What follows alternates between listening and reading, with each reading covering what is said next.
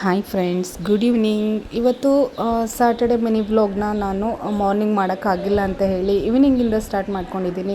So ಎಲ್ಲರಿಗೂ ಕೂಡ ಶುಭ ಸಂಜೆ ಅಂತ ಹೇಳ್ಬೋದು. ಮನೆಗೆ ಆಫೀಸ್ ಮುಗಿಸ್ಕೊಂಡು ಬಂದೆ. ವೀಕೆಂಡ್ ಇರೋದ್ರಿಂದ ಸ್ವಲ್ಪ ಖುಷಿ ಇರುತ್ತೆ, ನಾಳೆ ಆರಾಮಾಗಿ ಮನೇಲಿರ್ಬೋದು ಅಂತ. ಬಂದ ತಕ್ಷಣ ಸ್ವಲ್ಪ ಗ್ಯಾಸೆಲ್ಲ ಒರೆಸ್ಕೊಂಡು ಅಡುಗೆ ಮನೆಯೆಲ್ಲ ಕ್ಲೀನ್ ಮಾಡಿಕೊಂಡು ಮನೇಲಿ ನನಗೆ ಆಗಲಿ ಅಥವಾ ನಮ್ಮ ಹಸ್ಬೆಂಡು ಇಲ್ಲ ಮಕ್ಕಳು ಎಲ್ಲರಿಗೂ ಕೆಮ್ಮು ಶೀತ ತುಂಬ ಇದೆ. ಸೊ ಹಾಗಾಗಿ ಸಾಂಬಾರಿಗೆ ಅಮ್ಮನ ಹತ್ರ ನಾನು ಮೆಣಸಿನ ಸಾಂಬಾರು ಮಾಡೋದು ಹೇಗೆ ಅಂತ ಹೇಳ್ಸ್ಕೊಳ್ತಾ ಇದ್ದೆ.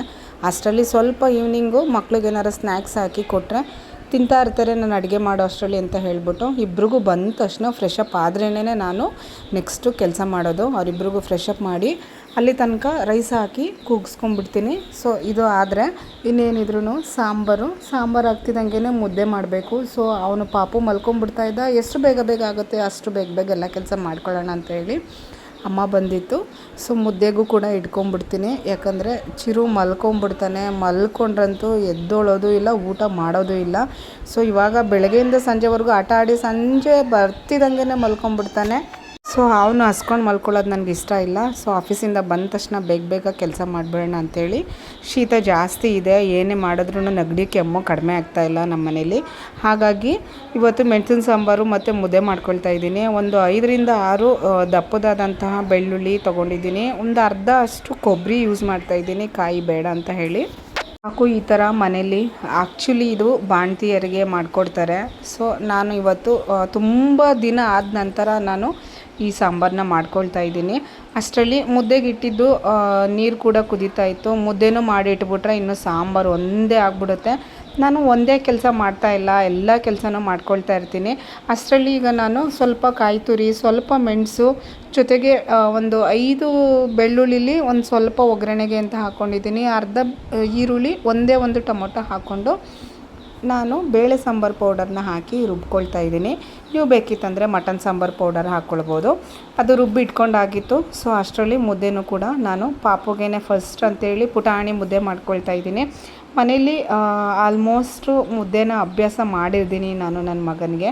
ಮಗಳಂತೂ ತಿನ್ನಲ್ಲ, ನಾನು ಸ್ವಲ್ಪ ತಿಂತೀನಿ. ಜೊತೆಗೆ ಹಸ್ಬೆಂಡ್ಗಂತೂ ಮುದ್ದೆ ಬೇಕೇ ಬೇಕು, ಯಾವುದೇ ಕಾರಣಕ್ಕೂ ಮಿಸ್ ಮಾಡ್ಕೊಳ್ಳಲ್ಲ. ಅಷ್ಟರಲ್ಲಿ ಮುದ್ದೆನೂ ಮಾಡಿ ರೆಡಿ ಆಯಿತು. ಇನ್ನು ಒಂದು ಪಾತ್ರೆಗೆ ಒಗ್ಗರಣೆ ಹಾಕ್ಕೊಂಡಿದ್ದೀನಿ. ಸ್ವಲ್ಪ ಸಾಸಿವೆ, ಸ್ವಲ್ಪ ಕರಿಬೇವು, ಜೊತೆಗೆ ಬೆಳ್ಳುಳ್ಳಿ, ಈ 3 ಅಷ್ಟೇ ಹಾಕ್ಕೊಳ್ಳಿ ಸಾಕು, ಬೇರೇನೂ ಬೇಡ. ರುಬ್ಬಿಟ್ಕೊಂಡಂತಹ ಮಸಾಲೆ ಕೂಡ ಹಾಕ್ಕೊಳ್ತಾ ಇದ್ದೀನಿ. ಇದು ನೋಡಿ ತುಂಬಾ ಘಮ ಅಂತ ಸ್ಮೆಲ್ ಬರ್ತಾಯಿತ್ತು ಮನೇಲಿ. ನನಗಂತೂ ಚಳಿಗೂ ಇದು ತುಂಬಾ ಟೇಸ್ಟಿಯಾಗಿರುತ್ತೆ. ಜೊತೆಗೆ ಶೀತ ಇದ್ದರೂ ಕಡಿಮೆ ಆಗುತ್ತೆ. ನೀವು ಕೂಡ ಟ್ರೈ ಮಾಡಿ. ಮನೇಲಿ ಮಕ್ಕಳಿದ್ದು ನೆಗಡಿ ಕೆಮ್ಮು ಕಡಿಮೆ ಆಗ್ತಾಯಿಲ್ಲ ಅಂದರೆ ಯಾರು ಬೇಕಾದ್ರೂ ಈ ಸಾಂಬಾರನ್ನ ಮಾಡ್ಬೋದು. ಖಾರ ಎಷ್ಟು ಬೇಕೋ ಅಷ್ಟು ಮಾತ್ರ ನೋಡಿಕೊಂಡು ಖಾರದ ಪುಡಿ ಅಥವಾ ಮೆಣಸು ಹಾಕ್ಕೊಳ್ಳಿ. ಬೇಕಿತ್ತಂದರೆ ಪುಡಿನೂ ಕೂಡ ಹಾಕ್ಕೊಳ್ಬೋದು. ನಾನು ಸ್ವಲ್ಪನೇ ಕಡಿಮೆ ಹಾಕ್ಕೊಂಡಿದ್ದೀನಿ, ಮಕ್ಕಳು ಊಟ ಮಾಡಲ್ಲ ಅಂಥೇಳಿ. ಈಗ ರುಚಿಗೆ ತಕ್ಕಷ್ಟು ಉಪ್ಪು ಹಾಕ್ಕೊಂಡು ಇದನ್ನೊಂದು 5-10 ನಿಮಿಷ ಸಣ್ಣಗೆ ಲೋ ಫ್ಲೇಮಲ್ಲಿ ಮಾಡಿಟ್ಕೊಂಡು ಕುದಿಸಿ ಆಫ್ ಮಾಡಿದೆ. ಇವಾಗ ಚಿರು ಬಂದ ಅಷ್ಟರಲ್ಲಿ ಅವನಿಗೆ ಇವಾಗ ಮುದ್ದೆ ತಿನ್ನಿಸ್ಬಿಡ್ತೀನಿ ಅಂತ ಹೇಳಿ ನೋಡಿ, ಮುದ್ದೆ ಜೊತೆಗೆ ಮೆಣಸಿನ ಸಾಂಬಾರು ತುಂಬಾ ಚೆನ್ನಾಗಿತ್ತು. ನೀವು ಕೂಡ ಟ್ರೈ ಮಾಡಿ.